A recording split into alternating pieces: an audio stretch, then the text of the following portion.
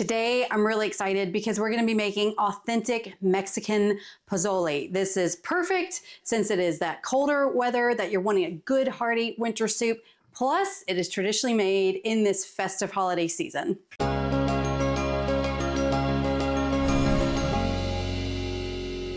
Hey y'all, welcome back to Grains and Grit. My name is Felicia, and on this channel, I teach you all about real whole grains, all from a biblical perspective. So typically, I am teaching you all about milling your own grains, which is commonly wheat, but in this video, we're gonna be switching up a little bit and looking at one of our beloved ancient of grains, and that is actually corn, something that many people forget about. So this is actually an excellent recipe if you have wanted to nixtamalize corn before, but you are quite intimidated of doing the whole process of nixtamalizing corn all the way to making tortillas.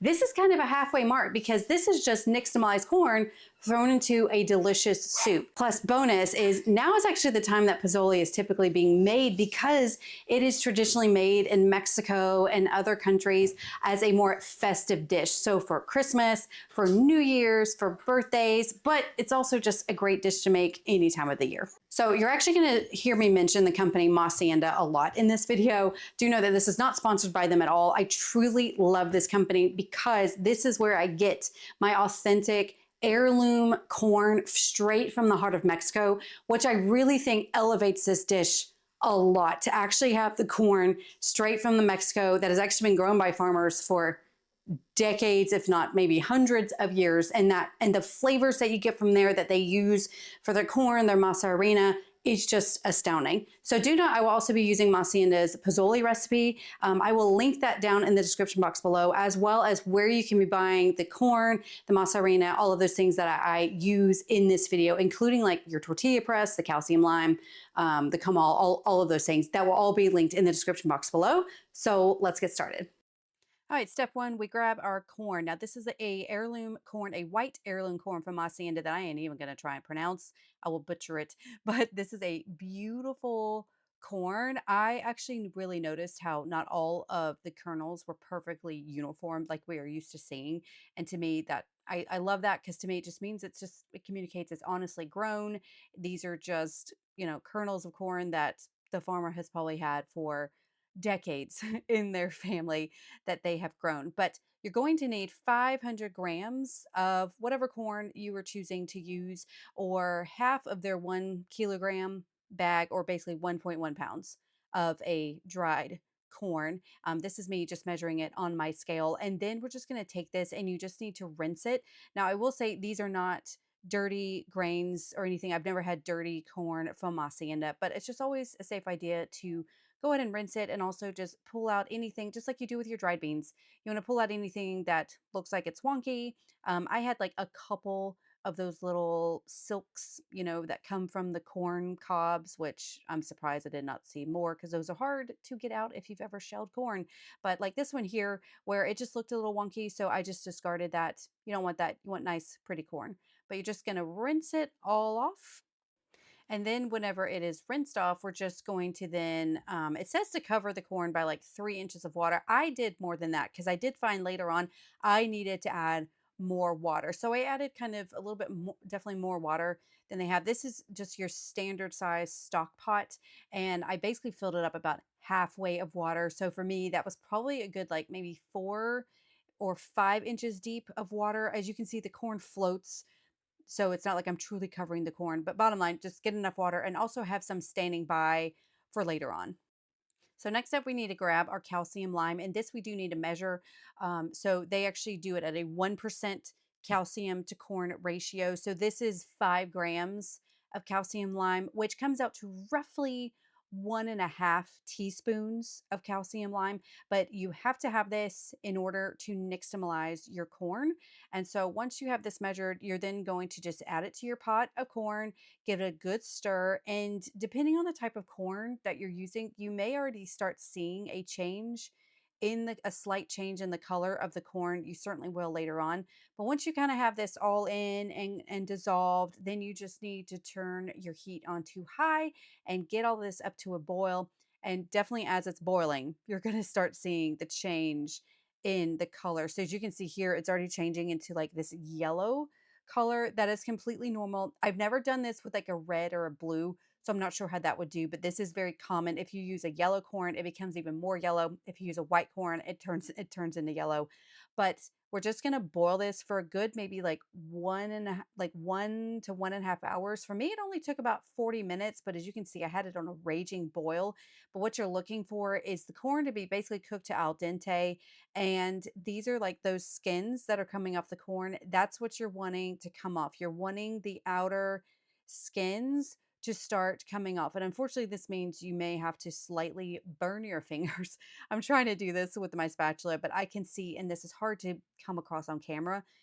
You're seeing where that outer layer, that skin of the corn is coming off. And if you were to bite it, you want the inner to still be kind of white and just this al dente, it's definitely not cooked all the way type corn. Excuse me, but that's how you want to do that. So again, for me, this only took about 41 minutes, but like I really had it boiling. And when it's done, you turn off the heat and you let it sit for 12 to 24 hours. So this is the next day and the corn looks beautiful. It's been sitting off heat for this is about maybe 15 hours for me, but anywhere from 12 to 24 hours. And now you want to rinse the nixtamal. This is now the nixtamal and you just want to rinse it. So, side note, you probably do want one of those strainers in your sink because these skins can really it's you're going to see it. This is going to kind of slightly clog my drain with one of those skimmers catching all the skins. But you really just want to rinse. And what you're looking for is at first when you put this in, the corn's going to feel a little slimy. And that means that those skins are still on. You still have some of that cow lime solution on there. So you just keep rinsing. I like doing it in a metal colander because you can kind of, you're rough with this where I'm kind of scraping it up against the holes and that's kind of scraping off any of the skins and also, and then putting it through the colander. And so this doesn't take too long. I have found that using the heirloom corn from Masienda, this takes way less time than whenever I did it with your typical dent corn that we have here in the United States. So this heirloom corn does it much, much faster. But again, bottom line, you just want to keep rinsing until you no longer feel that it's slimy and the corn basically feels clean. I guess you can say it's something I wish you could feel, but this is good. It is no skins on. I'm not seeing any skins peel off and it feels nice. It now just feels like wet corn that has been slightly cooked. And now, whenever that is done, it is time to get your meat together. So what I'm using here is pork. Pork is traditionally used. If you do not want to use pork, I have seen people use chicken. But if you're using chicken, I think that would cook differently. I would actually cook the corn separately because chicken tends to cook faster than the pork. But this is a much larger pork butt that I have. So I'm cutting it in half because I only need about 2 pounds of this. So this is a boneless pork butt that I used, but you just want to remove any strings. You cut off any excess fat that is on here, and then that makes excellent dog food. If you have dogs, they will love you for it. And then we're just going to cut this meat into basically 2-inch chunks. You don't want to do like really bite-sized pieces. You might think, wow, two inches are really large to eat, but trust me, this is going to cook where it's basically going to be falling apart. And if you do it too small, then it's going to take less time to cook. And considering we cook this with the corn, it may not cook the same as the corn. So your corn may be undercooked while your pork is overcooked. So something to consider. Again, you can always cook the corn separately if you wish to get it to where you like it, but this is what we do. So whenever it's all cut into the 2-inch pieces, we're then just going to add it to a pot with the corn and then the meat as well. And then we're going to be adding our stock. Now, I actually had so much turkey stock left that I made from the carcasses of the turkeys for Thanksgiving. So I actually used all turkey stock. This is 10 cups of homemade turkey stock that I used, but you can do chicken stock. You could probably do beef stock. You could do half and half. You can use all water if you have no stock. It's really just up to you. But bottom line is you want 10 cups of whatever it is that you are using for your liquid. You're then going to want to add, put this on high on your stovetop and bring this to a boil and then turn it down to a simmer for about 20 minutes and skim off any foam from the top of the liquid and just get rid of. So any foam on the top usually means some sort of impurities. And so you just want to get rid of that completely. And while that is coming to a boil, I just get my garlic together. So the directions were a little confusing. You need 5 cloves total, but only 3 cloves are minced that are added to the stock. The other 2 cloves set aside. We will be using those later. You actually will see me dump in the cloves. That was a mistake. You will see me do that later, but that's okay. I just added 2 more cloves to what we needed later on because I'm of the belief that you can rarely have too much garlic. It is very, very good for you. But this is the garlic that I am working on. And then we're just going to get our seasonings. I add that in here as well, which is half a teaspoon of oregano and half a teaspoon of cumin. And then we do 3 large bay leaves. And then after it has been simmering for 20 minutes, that was probably a bit more than a simmer, we then add in all of these spices and season and the garlic in, and we just give it a good stir. And now it's time to do all the chilies. I love these chilies. So we need some guajillo chili peppers. We need some of those. We also need some ancho, I think I'm saying that right, chili peppers. And then we also need arbo chili peppers. Do not be deceived by the small size. Those are spicy as anything. So we basically need to deseed all of our peppers. And so you need about 7 to 8 of the guajillo chilies, 4 to 5 of the ancho chilies, and 6 to 8 of the arbo chilies. Now they state in their recipe that that creates a mild pozole. That is a Mexican mild. I would say this is an American medium. I used 7 arbo chili peppers, and we definitely would state that in American spice categories, it would probably be more of a medium. So if you want a mild pozole, I would probably do maybe only 3 of those arbo chili peppers, if not omit it completely. I wouldn't omit it completely, but if you're really scared of the spice, it is mainly coming from those arbo chili peppers. I would also like to point out that as I'm deseeding these, which I do find using scissors is the easiest, don't touch your face because trust me, it will. These peppers, even though they're dried, whatever it is will get on your face and it will start to burn slightly. Ask me how I know. Yep, I did that. Not fun at all. So here we go with all of our de-seeded chili peppers. And now we need to roast them. Now you also are going to need a quarter of a white onion. And then you also need 2 of those garlic cloves. And this is a camal that I got from Masienda. I love this camal. I also use it to make my tortillas, but use a cast iron pan, a skillet, whatever it is. Bottom line, it just needs to be dry, a dry skillet, and you're going to roast these. Now, good news on these redder peppers, you can definitely see the black to see that they have been roasted pretty well. The dark ones, a little harder, like these ancho chili peppers. Basically, what I'm looking for is you can see where the skin kind of blisters. If you can see that on camera, it does start to darken a little bit, but you're kind of looking more, I guess, for a blistering of it. And then, of course, the onion, as you can see here, we get those pretty black as well as the garlic. That's how we like it. But basically, you just go through all of these and you're just roasting them. These chili peppers, I get the peppers mixed up. I'm sorry if I said that wrong. But these are pretty easy because then you're actually able to see the black, more of the black on these red ones. But this is going to take a hot minute or two. So just be patient and just roast these pretty well. And then when they are all roasted, you just add them to a pot and you cover them up with water. And I kind of mush them down to get them covered with water. And then we're just going to bring that all to a boil. And you need to just let it boil for maybe about 5 minutes and then turn it off. And then we're going to add it to a blender and we're going to add all of these peppers to the blender with 1 cup of the water that it cooked in a little bit. And then we're going to blend the tar out of this. You want it as smooth as possible because then you're going to need a fine mesh sieve. This is all I've got, just a good fine mesh strainer.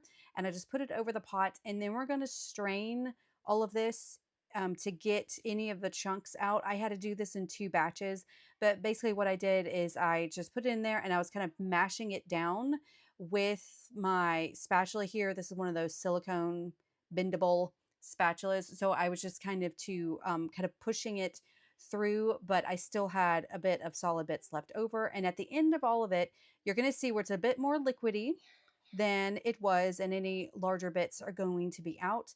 And then you're going to add it to a frying pan with about 2 teaspoons of oil, I believe, and 1 tablespoon of a neutral oil, and you're going to fry it. And as it fries, I just keep stirring it up here. As it fries, it is going to thicken a bit, get bubbly, but it's not going to take too long. You're only going to do this for maybe 2 to 3 minutes, and then you're going to add it to your soup broth mixture. So again, if you notice, I didn't state how long this had to be simmering before adding this.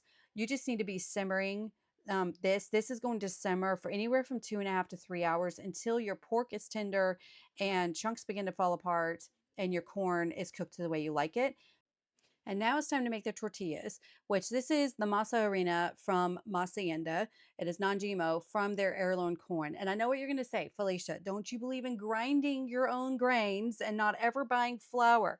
Yes, that is true. The one exception would be masa harina for tortillas. And I do have a video where I show you actually how to make tortillas from corn that you have nixtamalized yourself. But the only downside to that is you just can't get those really thin, smooth tortillas, because in order to grind the corn, I have to do it by hand.